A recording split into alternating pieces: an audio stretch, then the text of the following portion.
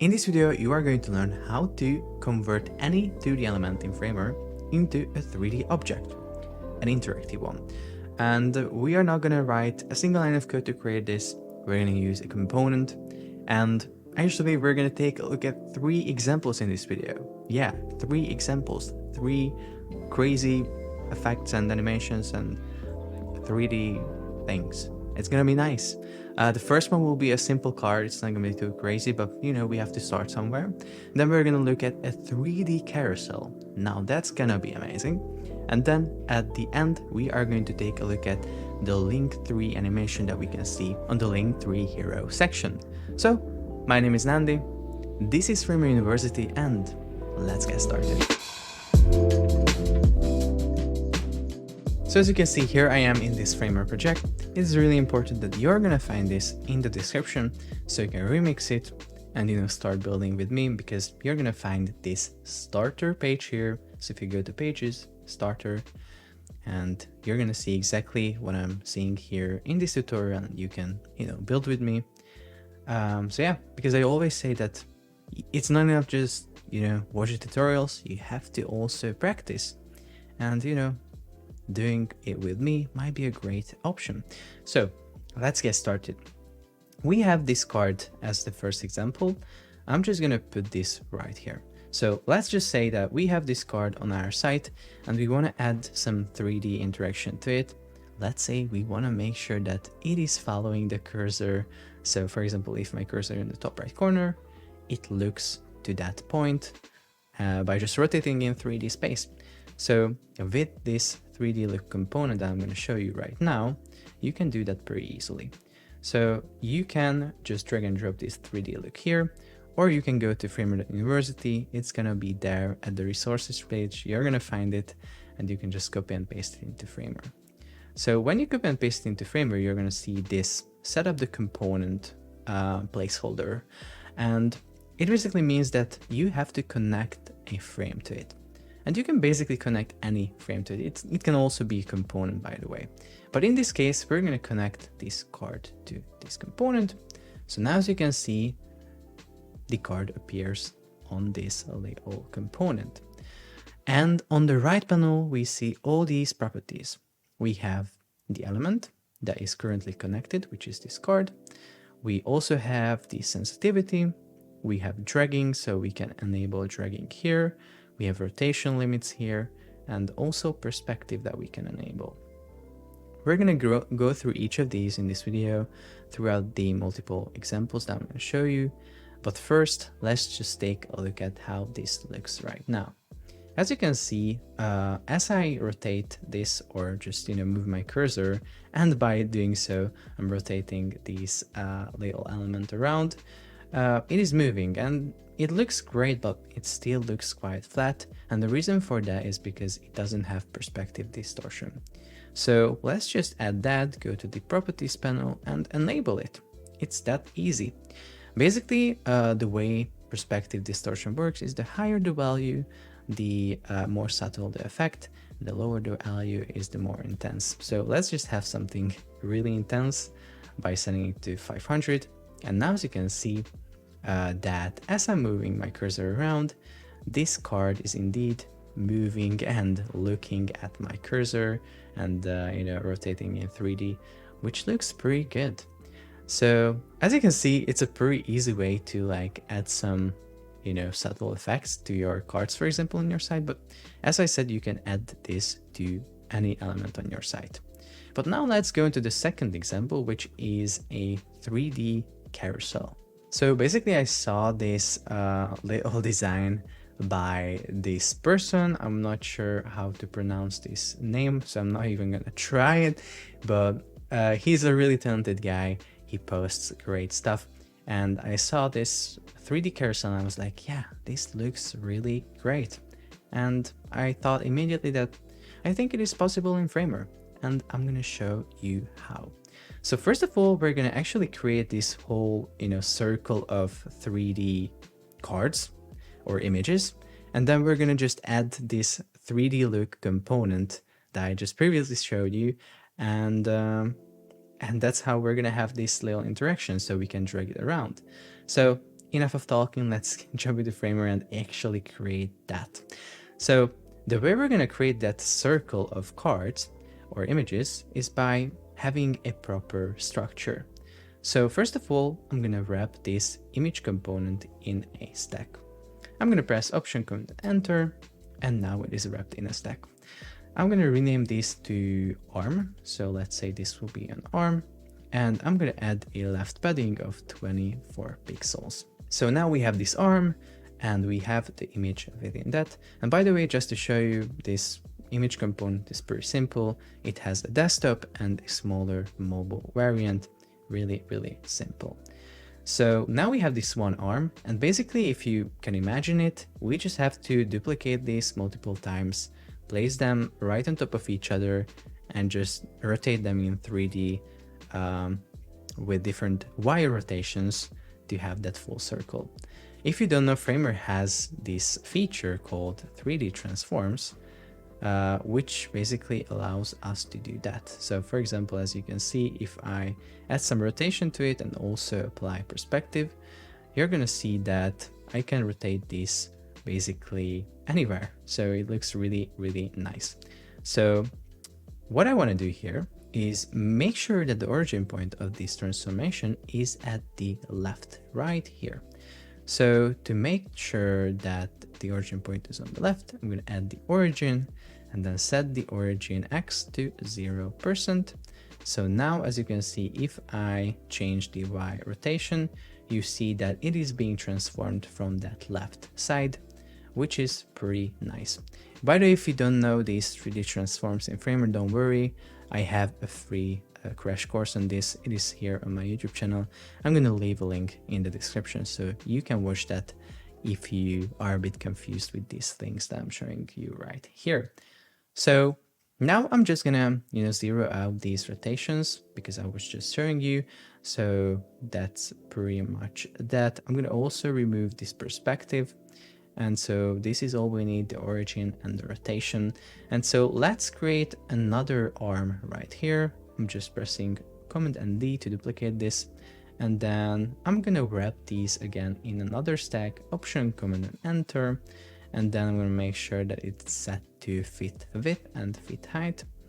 And now what I'm gonna do is I'm gonna rename this. This will be called container. I don't know what I did, so let's just try to type in container again. And so now we have this container. Within that we have an arm and another arm. Let's just say that arm 1 and arm 2 because that's easier to keep track of them. So now what I want to do is I of course want to position them right on top of each other. So what I'm going to do is I'm going to select the arm 2 and I'm going to set it to absolute positioning.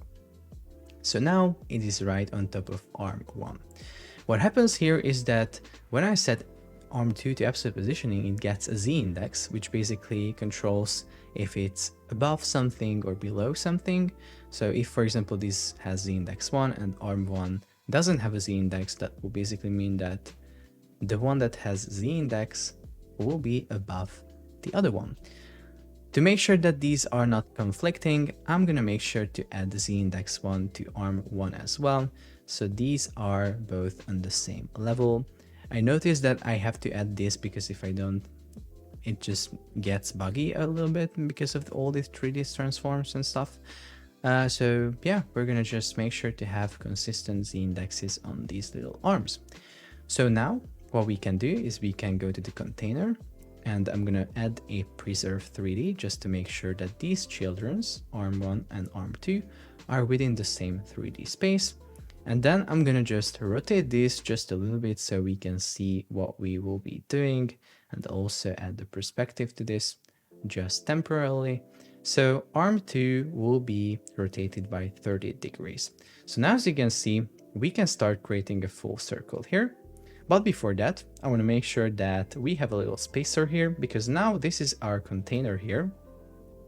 And as you can see, the center of this circle will be on the left, but I want to make sure that it is on the in the middle of this container. So the way I'm going to do that is I'm going to just create a spacer, which is basically the same size of the image, so 330 width, and then field height. I'm going to remove the field color and add pointer events none and user select none, just to make sure that it will not cause any trouble for us. So now it is pretty nice. Arm1 is there at its position, and this arm2 also has a 0 right pin. This is really important because that's how it is positioned at this very position. So now we can just continue duplicating these. So arm3, and this will have 60, for example, and I can continue doing this, and I'm gonna have 12 arms in total, and each will have 30 plus rotation. And so I'm gonna do this really quickly and get back to you. Okay, so this is our last card. So now we have a full circle, which is pretty nice. We could also change the images because that would look better, but I just, maybe I'm gonna just, yeah, I'm gonna change them. I didn't want to change them, but I convinced myself that I'm gonna change them. I don't know why, but yeah, let's just do it. Okay, so I think each image is changed. So now we have a full circle of images and they look really nice. I forgot to name this frame here, so it's gonna be spacer. And yeah, we are basically done with this. What we can do now is we can, change the X back to 0 because we don't need this rotation. I just wanted to rotate it temporarily just to see that we have a full circle of these cards. So now let's set it back to 0. And we're gonna also set the perspective back to 0 because we are actually adding the perspective with the component. If you remember from this previous example, this is where we are setting the perspective. And if we are setting perspective on here as well, then it's just gonna compound and it's not gonna look very good. So now we have all these, and yeah, now I'm gonna just actually turn this into a component. So what I'm gonna do is I'm gonna wrap it in another frame, Option Command Enter, and then I'm gonna call these images 3D, and then create a component, Option Command and K. And here within this component, we're gonna have a desktop variant, and I'm gonna quickly create a mobile variant here. On the mobile variant, we select all of the images. So I just have to open up all these little layers. So let me just do that really quickly. And then I'm going to select all of these images because, as you might remember, we have a mobile variant for each of them, and we can just easily change that. So let's see what happens if we change it to mobile. Yes, they get smaller, but we also have to make sure that the spacer is smaller as well here. And we get something like this. Yeah, so this looks really good. Maybe I can also change the spacing here or the padding on the left. So each arm is being selected and then the 24 is decreased just a little bit because maybe 12 is enough. So now we have a mobile variant as well. This will be, useful when we are wanting to optimize this for mobile devices. Okay, so now we have this images 3D component, and we are basically ready to connect this to our look 3D component. So let's just bring it to the canvas again, 3D look. And then what I'm gonna do is I'm gonna wrap this 3D look in a stack by pressing Option Command Enter. And then I'm gonna call these 3D carousel.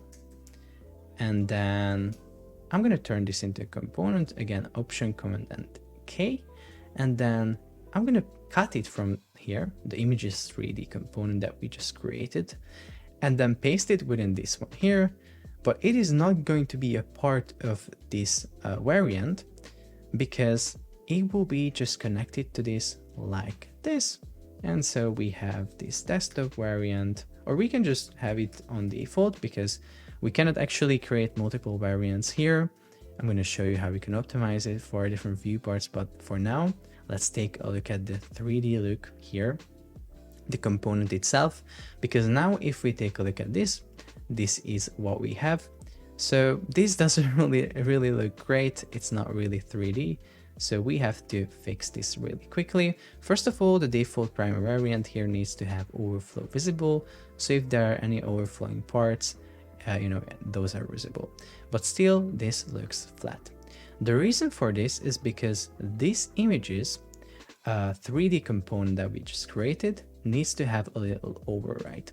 So this is really important. When you are trying to connect a component to this 3D look component, so you want to make a component look 3D, you want to add this little 3D interaction to it, you have to make sure that you go inside of that component and apply the code override that, of course, you're going to find in the description.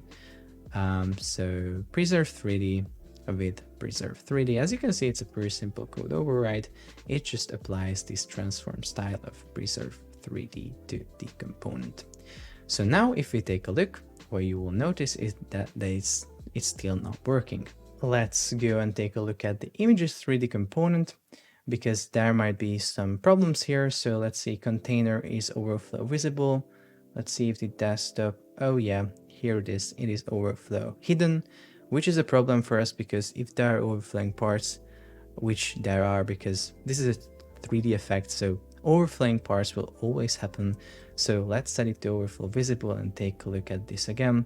Now, as you can see, it works perfectly and it follows our cursor.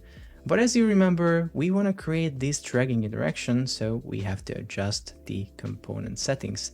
So let's select the 3D look here and look on the properties panel here.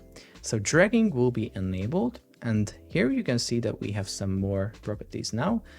We have a transition. I think we can leave it like this because it's a pretty good preset. We can apply snapback if you want to. So if we apply snapback, the component will always snap back to that position. But we are not going to need this for now, so no. And yeah, basically that's it. So now, as you can see, if we start rotating this, it starts rotating, but we can also rotate it like this along the x-axis. So that's why we have a rotation limit. We can just have an x limit of 0. So this will basically mean that we cannot rotate it on the x at all. If we have, for example, like 10, then it means that we can only rotate 10 degrees up and 10 degrees down. But if we have 0, that means that we cannot rotate at all. So now we can only rotate it on the y-axis, which results in something like this. Looks pretty good, right? So that's it. And of course, we can also apply the perspective. As you can see, it immediately looks so much better with the perspective distortion. 1200 is pretty nice. So that's it. I think it looks pretty good. We can make it even better by just selecting this variant and going to cursor, web cursor, and applying this grab cursor.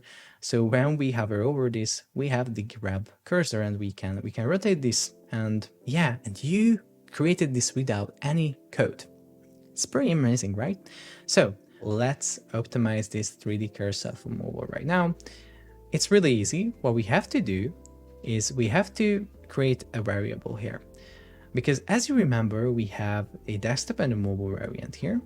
So if we come here and adjust these or add the variable here, create variable, and let's call these images. Then what will happen is that here I can come to this and then just change it to mobile. I know, very easy. Yeah, that's it. Just a small little thing that I want to mention here. Usually, or sometimes, or always, you decide. What happens is that when you start rotating these, for example, these images, and you start clicking them, you might see that you start dragging the image itself. Let me just quickly show you how that actually looks. So let me just create a frame here and apply an image to that. So set an image and let's just apply some random image here. And so as you can see, if I drag this, you see something like this. So this can happen when you are, applying this drag component. What you can do to avoid that is to select that frame that is making the problem and then just set pointer evens to none and also user select to none. So now as you can see, if we go back, it will no longer do that thing. So it will no longer be selectable and draggable. So it's pretty cool. So yeah, now let's go on to the second example, or the last one. So it's not the second, but the third. I am going to show you the inspiration for that because it is coming from the Linktree website. Oopsie, I'm here in inspect mode. Sorry, I had to get the assets from somewhere. So this is what we are going to recreate here. You can see that this looks really nice. We are not recreating it exactly how it is right here, but something that looks fairly similar. So as you can see, as we rotate this card around or move our cursor, this card or this object is looking at our cursor. So you might already guess that we can create this pretty easily. And I'm going to also show you how you can add like an interaction to this as well. So like a click interaction where you actually interact with the element that you are making 3D interactive. So let's go back to Framer. I already prepared some of these assets. So as you can see, we have two things here, Avery and Ariel. We have a setup that allows us to rotate this card around and see the other design. And the way I did that is by setting backface visibility to hidden on one, and then backface visibility hidden on the other one as well, but also 180Y rotation. And also on the phones and the parent, we have preserve 3D. I also explained it more in more detail in my 3D transforms crash course, so you can learn more about this setup there. But yeah, it's pretty simple. You can use this for card flips and different animations where you want to show something else on the other side of the element when you flip it around. So that's what we will have for each element. So the widgets also have something else on the other side, as you can see. Let me just quickly flip it around. Bubblegum, really good. And then we also have this little hat here. Let's also flip that around. Let's see what we have there. A little disc. Cool. So we have all this, and we can just wrap them in a frame and position them in 3D. So let's do that. I'm gonna select the phone, the widget, and the items, and press Option Command and Enter on my keyboard. And then basically, we're gonna set the widgets and the items to absolute positioning because we wanna move them around freely. So the widgets will be here, right here, and then the items will be right here, somewhere in the top right corner. But as you can see, we cannot really see them because we have to set this stack, which will be called object, and we will set that to overflow visible, so the overflowing parts are nicely visible. On the object, I'm going to set transform preserve 3D, so the children elements are within the same 3D space. I'm going to also rotate this just a little bit so you will see what I do a little bit better. So let's rotate it like this. Also apply perspective temporarily. And yes, so now I'm going to select the widgets and I'm going to apply depth to it, which will basically make it a bit, it's going to elevate it from the card. So let's have 50 there. And on the items, we're going to have the opposite effect. We're going to basically put it behind the phone. So I'm setting it to -50. So now, as you can see, we have this object, and basically the hat and the items are behind the phone, and then the widget is above the phone. So basically that's it. That's the setup that we need. Now we can zero out these rotations and remove the perspective, and we can turn this into a component again. So what I'm going to do is I'm going to select the object and I'm going to wrap that in a stack again, Option Command Enter, and then let's call this Linktree phone, and then of course set it to overflow visible so we can see them. And then let's press Option Command and Enter, and then we have this first variant. I'm gonna immediately add the code override that we have to add here, because of course we're gonna connect this to our little component. And then this first primary variant will be called front, and the second one will be called the back. So on the back side, we can, simply just select this object here and change the Y rotation like this. And basically that's it. I know it's really simple, but I cannot do anything about this. Framer is this easy. That's it. I can't do anything. So now what I did, sorry I didn't say anything, I just pressed L on my keyboard to connect the first variant to the second one. I'm using this little tap trigger here, so this interaction will happen on tap, and Framer will smartly animate between these states. So let me just show you. I click this, and this is what I see. I know, pretty cool. And then if I want to go from back to front, I again just press L, connect it back, tap interaction, and that's it. Pretty easy. So I can go back and forth like this. Looks really nice. Okay, so now we have this, and we basically have this interactive element here, and we can still add the 3D look that we had for the other elements, for example, the 3D carousel. So let's do that.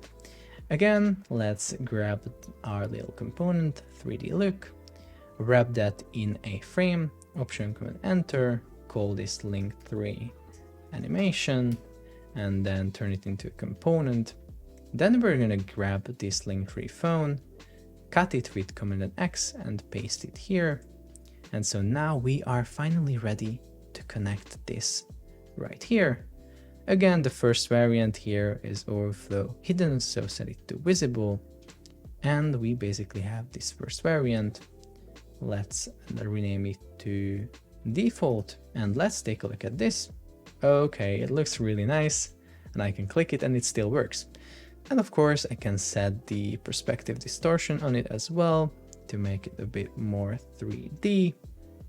And yeah, the perspective distortion really adds so much.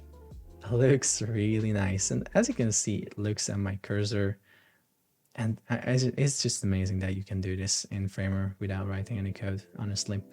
Yeah, so that's it. Basically, that was the last little example. So that's it for this video. I hope that this was helpful. Make sure to go down to the description. I have a bunch of links there, remix links, framer.university links, tutorial links that are related to this video, for example, the 3D transforms crash course. So yeah, watch those things, use those things, remix those things, learn those things. So yeah, I hope that this was helpful. And if you think that you want to support me, just go to my Framer University website, because when I see that, for example, last month, like I think we are approaching 30,000 monthly visitors at the moment. I think there's like 1,000 needed to get to that point. So if I get to 30,000 monthly visitors, I'm gonna be happy. So if you want to support me, just click on my website and I'm gonna be happy then. So yeah, I hope that this video was helpful, and I'm gonna see you in the next one.